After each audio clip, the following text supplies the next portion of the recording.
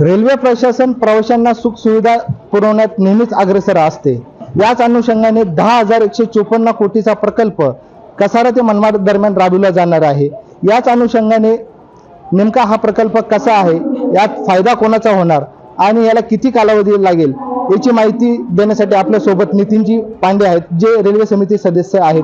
नितीनजी, आपलं LS मराठीमध्ये स्वागत। सरजी, आपण काय सांगणार की हा प्रकल्प कसा आहे यंदाचा नवीन? पंतप्रधान नरेंद्र मोदी यांच्या केंद्र सरकारने नुकताच मंत्रिमंडळामध्ये एक मोठा निर्णय घेतला आहे।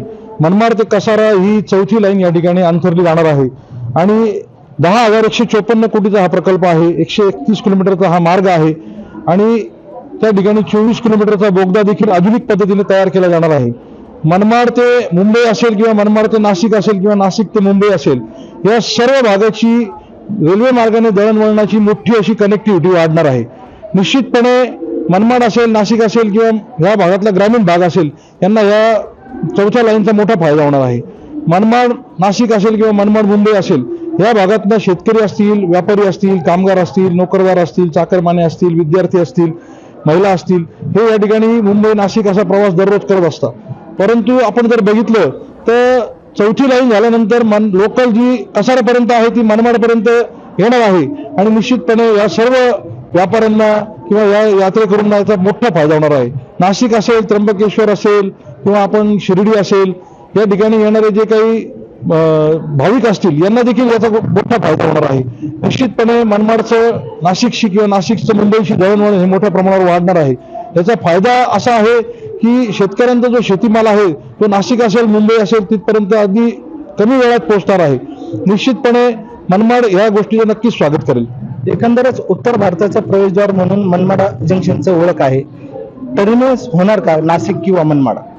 मनमाड हे उत्तर महाराष्ट्राचं प्रवेशद्वार मानलं जाते आणि या ठिकाणी आता आपण बघितलं तर मनमाड पुणे असेल, मनमाड छत्रपती संभाजीनगर असेल किंवा मनमाड मुंबई, मनमाड दिल्ली, अशा या 4 रेल्वे लाईन्स आहेत। या ठिकाणी ही मनमाड इंदोरचा सुद्धा मार्ग जो आहे तो आता होणार आहे। निश्चितपणे ही चौथी लाईन झाल्यामुळे या सर्व मार्गातून येणाऱ्या प्रवाशांचं मोठं असं कनेक्टिव्हिटी मुंबईशी वाढणार आहे आणि मनमाड ते नाशिक दरम्यान जी काही रेल्वे स्टेशन्स आहेत त्यांचं सुद्धा या ठिकाणी डेव्हलपमेंट होणार आहे। मनमाड नाशिक, मनमाड कसारा जर लोकल सुरू झाली तर ग्रामीण भागातल्या शेतकऱ्यांचा शेतीमालही लवकर पोहोचेल। निश्चितपणे या ठिकाणी अतिशय कमी वेळामध्ये हे आपण त्या ठिकाणी पोहोचू शकलो आहोत। मुंबईचा जर आपण विचार केला तर मुंबईमध्ये अनेक रेल्वे गाड्या येतात आणि त्या ठिकाणी मेंटेनन्सचा प्रश्न आता उभा राहिला आहे। हा प्रकल्प मंजूर करताना मनमाड निवडलं आणि मनमाड पासून कसारापर्यंतचा भाग जर रेल्वेने निवडला आहे तर भविष्यामध्ये मनमाड हे रेल्वेचं मोठं टर्मिनस देखील होऊ शकतो, हे देखील संकेत या प्रकल्पात दिले जात आहेत। एकंदरच या प्रकल्पाला किती वेळ लागेल आणि हे होईल? हा प्रकल्प 5 वर्षात पूर्ण करण्याचं या ठिकाणी त्या मंजुरीच्या याच्यात दिले आहे। परंतु नरेंद्र मोदी सरकारने आतापर्यंत रेल्वेच्या संबंधातले जे प्रोजेक्ट असतील ते दिलेल्या वेळेपेक्षा अतिशय कमी वेळात पूर्ण केले आहेत। निश्चितपणे हा सुद्धा प्रकल्प वेगवान पद्धतीने पूर्ण केला जाईल आणि हा अतिशय फायदेशीर प्रकल्प हा उत्तर महाराष्ट्र असेल, मनमाड असेल, नाशिक असेल किंवा इतर ग्रामीण भाग असेल यांच्याकरता मोठा फायद्याचा विषय ठरणार आहे।